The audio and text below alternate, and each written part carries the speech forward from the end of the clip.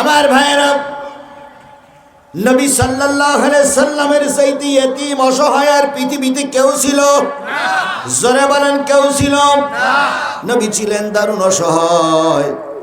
নবীর জীবনীতে পাওয়া যায়, নবী যেদিন আমিনার ঘরে জন্ম, নবী উহুদে মার খেল, বদরে রক্ত দিল, তায়েফে মার খেল। তুমি আর আমি যদি কোরআনের পক্ষে থাকি রে ভাই, তোমার বেলায় মার আসবেই, এটাই স্বাভাবিক। যদি মারি না আসে তাহলে বুঝতে হবে ধর্মের কথা সঠিকটা বলা হচ্ছে না। তাহিরি খুব বাকবাকুম করত আর বলতো যে আমরা হক কথা বলি তা আমাদের মায়ের হয় না, আর ওনারা শুধু মারি খায়, তাই বলতো না। এখন তাহিরির নামে 6টা মামলা।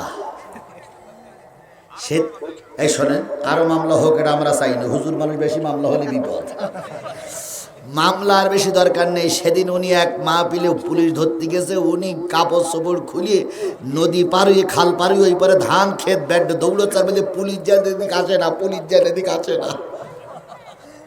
উনি একজন হুজুর মানুষ, আমি ওনার ক্ষতি চাই না, কিন্তু একটা জিনিস বুঝতে হবে তাহিরি ভাই, হকের পক্ষে দাওয়াত দিলে মামলা আসতে পারে।